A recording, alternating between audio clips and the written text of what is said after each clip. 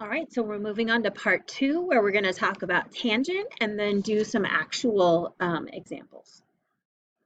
All right, so just a reminder, if you're talking about an inverse, that's switching the x and the y. So if we switch the x and the y, this becomes x is equal to tangent of y. So if I take the inverse tangent of both sides, that gives me y is equal to inverse tangent of x. So that's why this is the inverse of that function. So then something we need to remember about tangent is the period of tangent is pi, not 2 pi. So if we intersect at the origin, half of the period puts me to the left at negative pi over 2, and the other half of the period puts me to the right at positive pi over 2. So half pi from the left and half pi from the right come together to make one whole pi, which is 1 period. So my high is 1 and my low is negative 1. And so tangent starts with a vertical asymptote. And then we have a low point halfway through. So this is at pi over 4 is going to give me a low, then a medium. Then this is pi over 4 and it's negative. So at positive pi over 4, we're going to be high. And then we have a new asymptote. And so we can draw that like this. Okay. And then if we continue that on, this is pi over 2, so that would make this 2 pi over 2, which is just pi. And then halfway in between is 3 pi over 4. So that means we're going to go low and then middle. So this would have gone something like this, and it would continue on, but I ran out of room. And then over here we have negative 3 pi over 4 and negative pi. And so this would start high and work its way down and look something like that. So this is 2 periods of tangent. It just got broken up on the left and the right. So again, in my inverse, whatever is x here becomes y over here, and whatever is y becomes x over here. It's the reflection with respect to the line y equal x. So this is going to be pi. This is going to be 3 pi over 4. This is going to be pi over 2, and this is going to be pi over 4. This is going to be negative pi over 4. This is going to be negative pi over 2. This is going to be negative 3 pi over 4 and negative pi. And so this is from negative 1 to positive 1. So if we copy what this graph is doing, at pi comma 0, we're going to come up here and do 0 comma pi. 3 pi over 4 comma negative 1 is going to be negative 1 comma 3 pi over 4. Then we have this vertical asymptote at x is equal to y over 2. Sorry, x is equal to pi over 2. Sounds similar, not the same. So if I switch my x's and y's, then that means that I'm going to have an asymptote here at y is equal to pi over 2. So what was x equals pi over 2 becomes y equals pi over 2.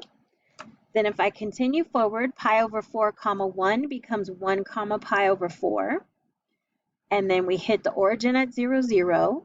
Negative pi over 4, negative 1 becomes negative 1 comma negative pi over 4.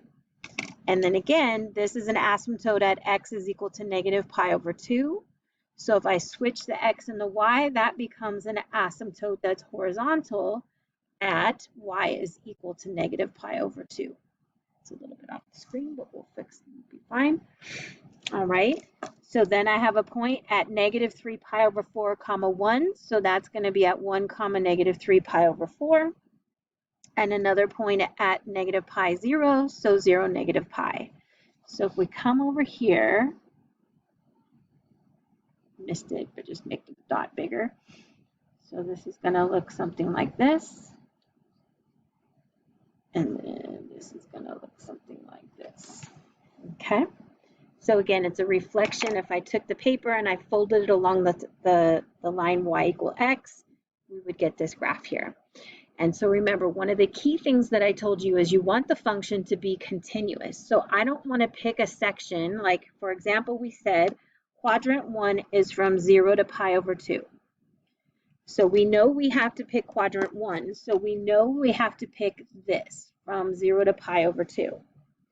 Now, if I hop over here and continue on from pi over 2 to pi, then I would have an asymptote right in the middle of my graph, and we don't want that.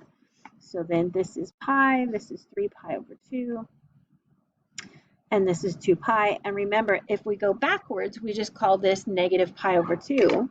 So if I go backwards here, I have a nice complete function that's totally continuous.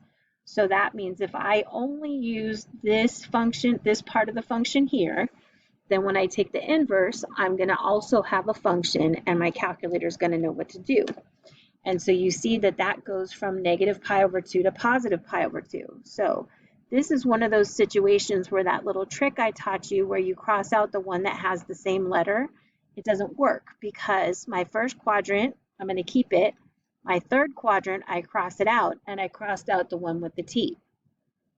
So I know that tangent is negative in both of these, and I want to pick the best one. So again, if I picked from pi over 2 to pi, that's up here, from pi over 2 to pi, and we don't want an asymptote stuck right in the middle.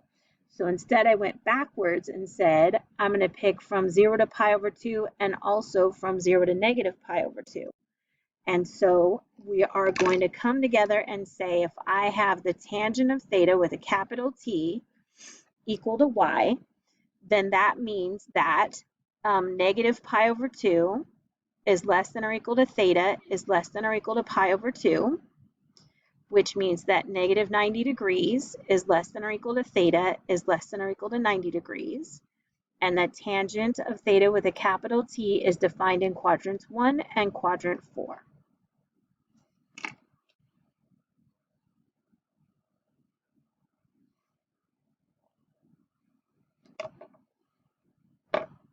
So to summarize this, you'll see that we've got a capital S here in this sign of X. So we change lowercase to capital when the theta value or the X value is between negative pi over 2 and positive pi over 2. So that's defined in quadrants 1 and 4.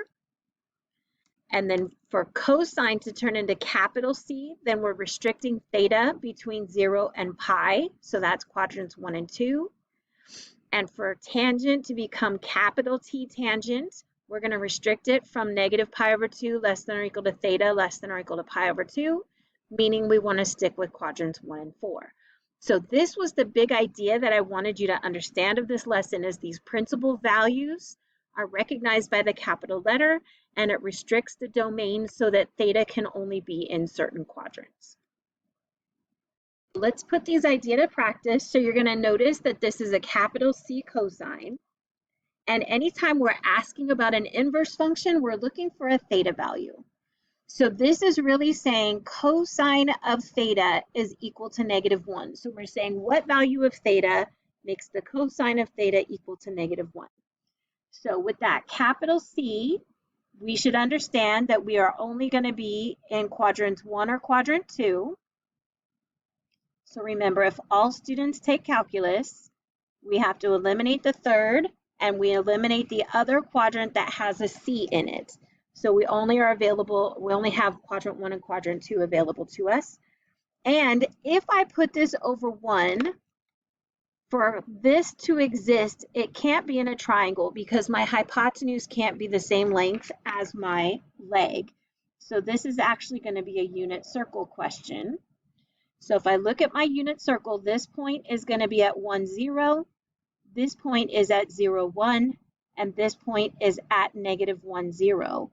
And we're asking, where's the cosine of theta equal to -1? And so hopefully you notice right here, cosine is represented by x on the unit circle, and it's going to be -1 when my theta value is either 180 degrees or pi. So it just depends on the directions. If it's said in degrees, we would say 180 degrees. If it's said in radians, we would say pi radians. Okay, so if we take a look at the next one, again, inverse tangent is going to get me an angle measure. So I'm saying tangent of what angle measure is going to give me 1. Now this is a different situation than cosine because tangent is TOA, and it is okay for the opposite side and the adjacent side to be the same. So if we look at that, we said capital T tangent We can't have it in the third quadrant. And then it doesn't really help us because there's no other t to cross out. So we just have to remember that it's just like sine. So we've got to cross out the sign. And then the number happens to be positive, so we're going to put it in the first quadrant. So we can either go back to understanding of triangles. This is saying my opposite is 1 and my adjacent is 1. So if I use Pythagorean theorem, I would get square root of 2 here. And so hopefully you would recognize that this is 45 degrees. Or you would say, well, the sine is the same as the cosine. So coming over here to the unit circle where sine and cosine are the same is when theta is 45 degrees. And notice 45 degrees and pi over 4 mean the same thing. So we're saying here that theta is either 45 degrees or pi over 4, depending on if the book wants the answer in degrees or in radians. All right, so arc sine, anytime you see arc sine, the capital A, the arc, is just saying that it's inverse sine, and the capital A means that it's inverse sine with a capital letter. And it's looking for the measure of an angle. So we're saying sine of what theta value gives me -1/2. So if I look at my quadrants, if all students take calculus, we said nobody in the third and cross out the one that has S in it because we want sine to have one quadrant that's positive and one quadrant that's negative. So this one happens to have -1/2 as the sign, so that's so.